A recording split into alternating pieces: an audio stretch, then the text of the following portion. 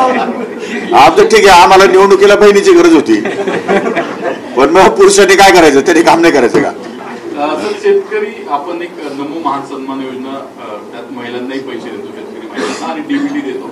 आता लाडकी बहीणमुळे जर दोन्हीकडे लाभ घेतला तर जवळपास 20 लाख महिलांना त्याचा फटका बसणार आहे, त्या बाद होणार आहेत. त्यांना लाभ घ्यावा लागेल किंवा लाडकी बहीणचा घ्यावा लागेल. हे बघा, एका वेळेस 2 ठिकाणी लाभ घेता येत नाही, नियम या. त्यामुळे तो निर्णय त्या महिलांनी घ्यायचा आहे. त्यांनी लाडकी बहीण योजना घ्यायची की पंतप्रधान योजनेमध्ये सहभाग नोंदवायचा, तो त्यांनी ठरवायचा आहे. त्यामुळे त्यांना मात्र लाडक्या बहिणींना, महिलांना अधिकार प्राप्त व्हावे, त्यांना घरामध्ये आर्थिकदृष्ट्या मदत व्हावी या भावनेनं स्वतंत्र पायावर उभं राहता यावं. आणि आपल्याला कल्पना आहे, आपण सर्वजण आपल्या प्रत्येकाच्या घरामध्ये 1 महिला असते, 2 महिला असतात, 4 महिला असतात. महिला आहे ती पैसे ती प्रपंचासाठीच 100% वापर करते, ती दुसरीकडे वापर करतच नाही. लाडकी बहीण योजनेचे पैसे ती प्रपंचासाठी यूज करणार, मुलाबाळांना काहीतरी देणार, डबे तरी देणार, बिस्किट तरी घेणार, काहीतरी ते घरामध्येच करणार ती. त्यामुळे हे पैसे योग्य स्थितीमध्ये चालले. आणि अलीकडे जो महिलांचं शोषण हा जो विषय होता तो हळूहळू कमी होत चाललाय. अलीकडे महिला स्वतंत्र झाल्या, स्वायत्तता मिळाली त्यांना. त्यामुळे शासनाचा त्यामध्ये फार मोठा सहभाग आहे. आणि येणाऱ्या 2029च्या निवडणुकीमध्ये महिला आरक्षणाचं बिल विधानसभा आणि लोकसभेला येणार आहे. त्यामुळे 33% महिला आता ऑलरेडी 30%पासून 50% पर्यंत महिला लोकप्रतिनिधी म्हणून पुढे येणार आहे. त्यामुळे हळूहळू तुम्ही सुधारून घ्या. हा निर्णय झालाय का? कारण लाडकी बहीण योजनेचा जर लाभ घेत असतील तर कृषी सन्मान योजनेचे पैसे वजा होतील. हा निर्णय झाला नाही, पण दोन्हीपैकी एक योजनेमध्ये त्यांनी सहभाग नोंदवावा अशी सर्वसाधारणपणे विरोध रोहित पवारांनी केलाय की हा सरकारने निर्णय घेऊ नये, घेतल्यास त्याला विरोध आमचा केला. नाही, बघा, तो राजकीय विरोध आहे. राजकीय विरोधाला मी त्याला काय फार थारा देत नाही. माझं मत असं आहे की जेव्हा सर्वसाधारणपणे राज्य सरकारच्या कुठल्याही योजनेमध्ये एका माणसाला 2 योजनेचा फायदा घेता येतो का? नाही येत आहे. एक शेतकरी 2 बँकेकडनं एकाच जमिनीवरती कर्ज घेऊ शकतो का? नाही घेऊ शकत. मग जे नियम इतरांना आहेत तेच नियम महिलांना लागू होतील. योजना असू दे वेगवेगळ्या, पण तो कसा तो निर्णय द्यायचा की नाही द्यायचा, मग शासनाला GR काढावा लागेल स्पेशल की 2 योजनेचा फायदा महिला घेऊ शकतील. That is that's all. ते कधी नाराज होते? तुम्हाला कोण सांगितलं नाराज आहे?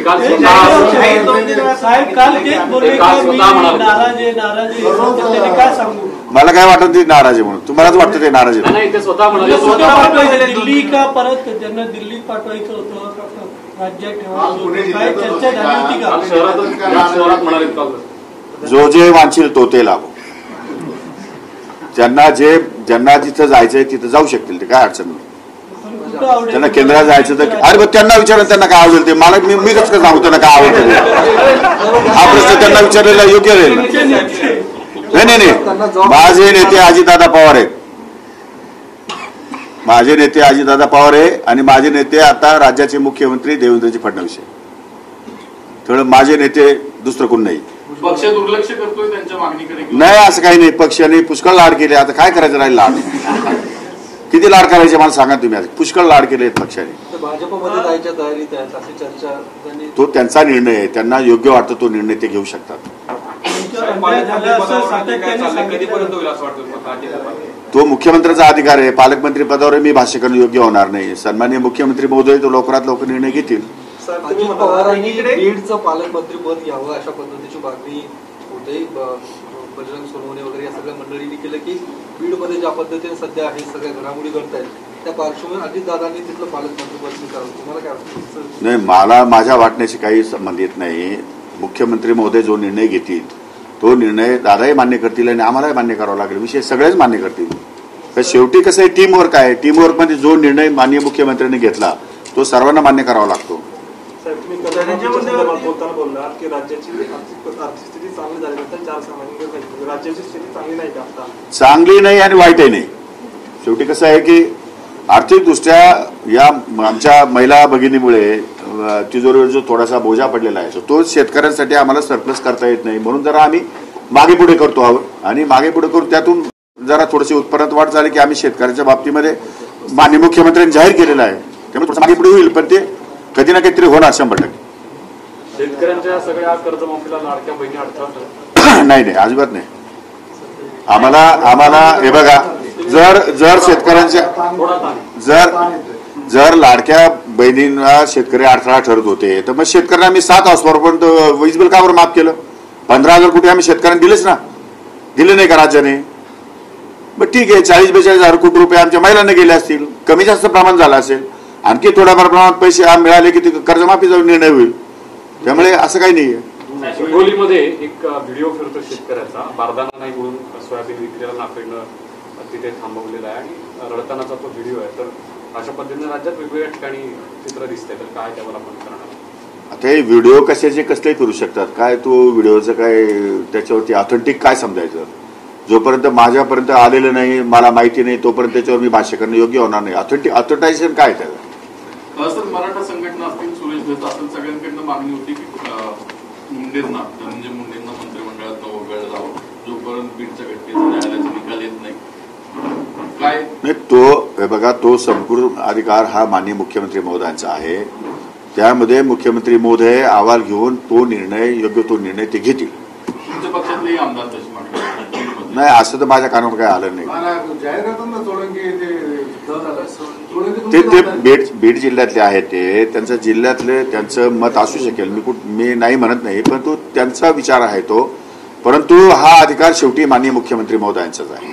पण ती बीड मधली घटना पाहता संतोष देशमुख यांची हत्या, तुमचं काय मत आहे? तुम्हाला तिथे आता नवीन एसपी बसलेला आहे, एसपीची बदली झालेली आहे, चौकशा सुरू आहेत, चौकशी अहवाल येत आहेत, आरोपी गजाआड झालेले आहेत. त्याच्यामुळे 2 दिवसात लगेच रिपोर्ट येतील असं नाही, थोडंसं वाट पाहावी लागेल. एक 8-15 दिवस मीडिया आपलं कायमस्वरूपी चालूच आहे ना, कुठं बंद झाला आता काय शेवटची मुलाखत थोडीची आहे. 2023 मध्ये सोयाबीन आणि कापूस उत्पादक शेतकऱ्यांना आपण 4,193 कोटी रुपयांचं अनुदान दिलं होतं. त्याच्या प्रचार आणि प्रसिद्धीसाठी साधारणतः 1,200 कोटी रुपये आपण खर्च केले. ते साधारणतः कुठं खर्च झाले त्याची माहिती मिळेल का?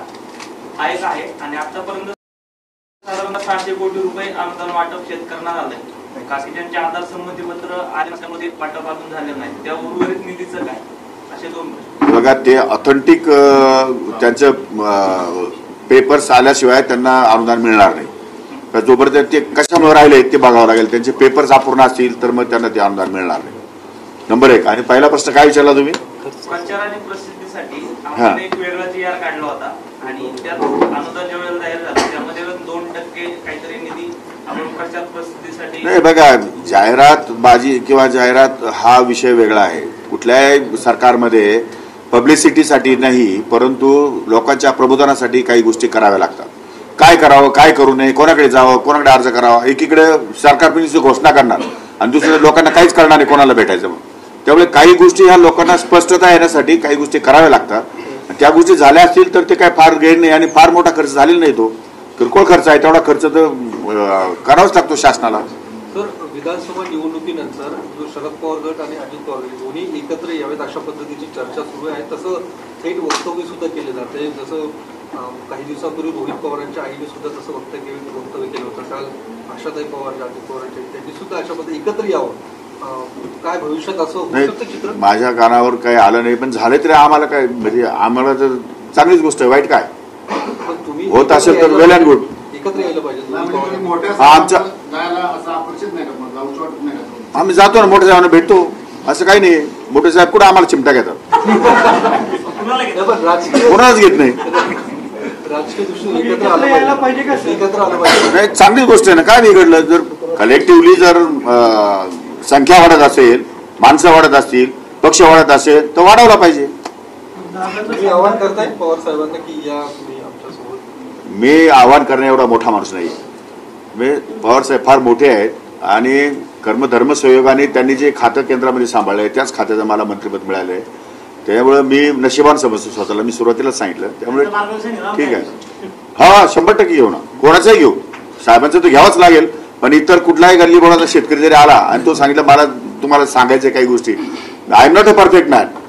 आयुष्यामध्ये माणूस कोणीच परफेक्ट नसतो. त्यामुळे कोणाकडूनही माहिती घेतल्याने काही कमीपणा येत नाही. त्यामुळे ज्या गोष्टी माहीत नाही त्या गोष्टी कोणी सांगितल्या तर आपल्याला घ्यायला काय अडचण नाही, ज्ञान घ्यायला. बीडचं प्रकरण तुम्ही पाहताच, जरांगे असं म्हणतात जर त्या प्रकरणातले आरोपी सुटले तर मुंडेंना रस्त्यावर फिरू द्या. अरे बाबा, कृषी खात्याचा अहवाल सारखं बीड काय राजकीय प्रश्न बीड सोडून काय राज्य नाही का दुसरं? बीडचं सेन्सिटिव्ह आहे ना तितकं. अरे बीडचं बीडवाल्यांना विचारा, मुख्यमंत्र्यांना विचारा, मला जरा विचारता बीड. एक नेते म्हणून, पक्षाचे नेते म्हणून नाही, मुंडेंबद्दल मी तुमच्या पक्षातल्या मी नेत्यांबद्दल पक्षाचा नेता नाही, मी पक्षाचा कार्यकर्ता आहे. मी या खात्याचा मंत्री आहे. या खात्यामध्ये पारदर्शकता निर्माण करणं माझं काम आहे. याच्या पलीकडे मला राज्यातल्या राजकीय घडामोडीविषयी मी जास्त भाष्य करू इच्छित नाही. थँक्यू.